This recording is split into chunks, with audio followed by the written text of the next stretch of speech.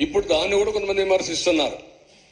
అంటే ఎట్లా మాట్లాడుతున్నారంటే ఉచిత ఇసుక ఇంట్లో ఇస్తామని చెప్పామని మాట్లాడతారు. లేకుంటే నేనే మళ్ళీ ఇల్లు కూడా కట్టిస్తాను, లేకుంటే వాళ్ళ ఇంట్లో కూడా పొలాన్ని నేను పని చేస్తాను అని చెప్తారు. ఏం చెప్పమంటారు వాళ్ళని? ఇది రాజకీయం, ఇది రాజకీయం. చంద్రబాబు నాయుడు గారికి అధికారం లేనప్పుడేమో అసలు వినమ్రత, వినయం, ప్రేమ, ఆప్యాయతలు ప్రజల మీద విపరీతంగా కొట్టుకొచ్చి కనపడతాయి. కురిపించేస్తాడు, అసలు మామూలుగా ముంచేస్తాడు. అధికారం రాగానే ఈ రకమైనటువంటి బలుపు మాటలు ఎక్సెక్కాలి, ఈ రకమైనటువంటి ఈసడింపు మాటలు. ఉచిత ఇసుక అంటే దాని అర్థం ఏంటి? నదికి వెళ్ళి ఎవరు కావాలంటే వాళ్ళు ఉచితంగా పట్టుకుపోవాలి, అంతే కదా. ఫ్రీగా ఇవ్వాలి కదా. ఆ ట్రాన్స్పోర్ట్ ఆడు ఏం తెచ్చుకుంటే దాంట్లో పట్టుకుపోతాడు. మరి ఫ్రీ అంటే ఏంటి? ఈ ఆంధ్రప్రదేశ్ రాష్ట్రం యొక్క మైనింగ్ శాఖ మంత్రి నోటి ద్వారా వచ్చిన మాట 290 టన్నుకి 290 నుంచి 1330 రూపాయల వరకు ఒక్కొక్క రీచ్ని బట్టి మేము రేటు పెట్టాం. ఉచితం, ఉచితం అంటారు, డబ్బులు కట్టమంటారు. అంత క్రితం కూడా ఎమ్మెల్యేలు దోచుకున్నారు. మళ్ళీ దోపిడీకి ముందు తెరతీసేటువంటి కార్యక్రమం ఈ ఉచితం అనే కార్యక్రమం పెట్టి ఉచిత ఇసుక. ఈ తంతు ఎట్టా ఉంటుందంటే నేతి బీరకాయలో నెయ్యి ఉండదు. చంద్రబాబు నాయుడు గారి మాటల్లో నిజాయితీ కూడిన మాటలని చెప్తాడైనా నీతి ఉండదు. వీళ్ళ ఉచిత ఇసుకలో ఉచితం ఉండదు, వీళ్ళ ఫ్రీ ఇసుకలో ఫ్రీ ఉండదు, డబ్బులు కట్టాలి. చంద్రబాబు నాయుడు గారు, వాళ్ళ అబ్బాయి నారా లోకేష్ నాయుడు గారు, పవన్ కళ్యాణ్ గారు ముగ్గురు మాటతో ఎన్నికల ముందు మాటలు కోటలు దాటిచ్చారు. ఇవాళ ఎవరు మాట్లాడట్లా, సమాధానం చెప్పరు. ఈ జీవో ఏంటని ప్రశ్నిస్తే మాట్లాడేవాళ్ళు లేరు. ఏంటండి పిల్లల ఇంట్లో పాట పాడారు కదా, నీకు 15 నీకు 15 నీకు 15 నీకు 15 అని. ఇవాళ ఏంటి జీవో ఏంటి? తల్లి కుక్కలకే అన్నారు, ఇన్ని షరతులు పెట్టారు. జగన్మోహన్ రెడ్డి గారిని విమర్శించారు. అటెండెన్స్ కావాలన్నారు 75%, రేషన్ కార్డు కావాలన్నారు, ఆధార్ కార్డు కావాలి, ఎన్ని అడుగుతున్నాడు. మేమేమి షరతులు పెట్టాం, ఇంట్లో ఎంతమంది పిల్లలు బడికి వెళ్తే అంతమందికి తలో 15,000 ఇస్తామని చెప్పాను, ఆ రోజు చెప్పారు. మరి ఇవాళ మీరేం చెప్పారు జీవోలో? జగన్మోహన్ రెడ్డి గారు చెప్పినట్టే 75% అటెండెన్స్ కావాలని మీరు అడుగుతున్నారుగా, ఓటు కార్డు కావాలని అదనంగా అడుగుతున్నారుగా, రేషన్ కార్డు కావాలంటున్నారుగా, మీరు కూడా ఆధార్ కార్డు అడుగుతున్నారుగా. మరి ఇవన్నీ ఎందుకు? ఇన్ని షరతులు కావాలా అన్నారు. మేము ఒక పిల్లడికంటే ఎంతమంది పిల్లలు ఉంటే అంతమందికి ఇస్తామని చెప్పారు, పాట పాడారు. ఇవాళేమో ఎన్ని లేవు తూచి అని చెప్తున్నారు. ఇవాళ సంపద సృష్టిస్తామని చెప్పి చంద్రబాబు నాయుడు గారు అనేక మార్లు మాట్లాడాడు. నేను సంపద సృష్టిస్తాను, సంపద సృష్టిస్తానని. 2019లో ఈయన సృష్టించినటువంటి సంపద ఎక్కడ ఉందో ఎతికితే ఎక్కడ కనపడలా. అప్పులు బొక్కలు తప్పితే ఎక్కడ సంపద లేదు.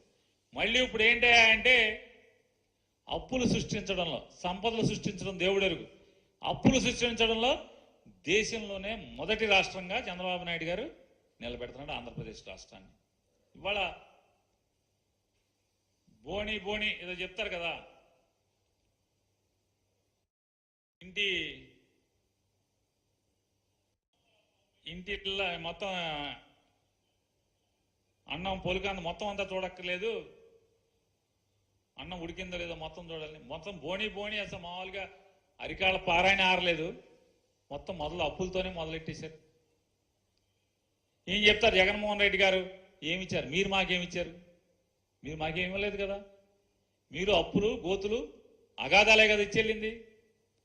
ఇవాళ మీరు అప్పులు చేయకుండా సంపద సృష్టిస్తామని చెప్పి ఇన్ని మాట్లాడారు.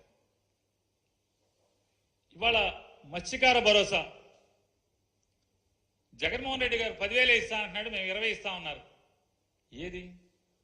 మే జూన్ అయిపోయింది, మళ్ళీ మత్స్యకారులు వేటకెళ్తున్నారు. వాళ్ళ వేటకి నిషేధంలో ఉన్నటువంటి డబ్బులు ఇవ్వాలి కదా. 20,000 ఇవరా, ఎప్పుడు ఇస్తారో చెప్పరా. విద్యుత్ ఛార్జీలేమో మేము అనలేదు తూచి అంటారు, ఇసుక ఫ్రీ అంటే తూచి అంటారు, మత్స్యకార భరోసా తూచి అంటారు. ఇవాళ మిమ్మల్ని ఒకటే ప్రశ్నిస్తున్నాను, లేదా ప్రజలందరికీ కూడా విశదీకరిస్తున్నాను. ఈరోజు జగన్మోహన్ రెడ్డి గారే కనుక ఉండుంటే ఎన్ని తిప్పల పడైనా సరే అమ్మఒడి వేసేసి ఉండేవాడు కదా. ఎన్ని తిప్పల పడైనా జూన్ మాసంలో అమ్మఒడి వేసేవాడు కదా. డ్వాక్రా అక్క చెల్లెలందరికీ 0 వడ్డీ ఖచ్చితంగా పడి ఉండేది కదా.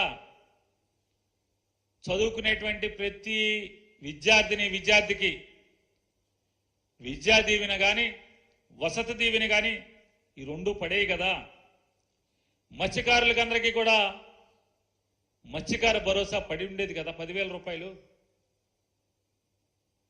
కానీ ఆకాశంలో మబ్బులు చూసి ఇంట్లో బిందులో నీళ్లను పారబోసుకున్న తొంతైంది వాళ్ళ ఆంధ్రప్రదేశ్ రాష్ట్రంలో ఉన్నటువంటి ప్రజలందరి పరిస్థితి. వీళ్ళ ముగ్గురు కలిసి అలవి కాని హామీలను ఇచ్చారు, అవన్నీ అయిపోతాయని చెప్పని. పవన్ కళ్యాణ్ ఇప్పిస్తాడని కొంతమంది, చంద్రబాబుకి ఇచ్చే బుద్ధి లేదు కానీ అబద్ధాలు ఆడతాడు కానీ మోసం చేస్తాడు కానీ పవన్ కళ్యాణ్ ఇప్పిస్తాడని వాళ్ళ పార్టీ వాళ్ళు. భారతీయ జనతా పార్టీ వాళ్ళేమో మామూలుగా అయితే ఇక్కడ ఏమీ లేవు కానీ ఢిల్లీ నుంచి డబ్బులు తెస్తాం మేమని చెప్పని భారతీయ జనతా పార్టీ వాళ్ళు.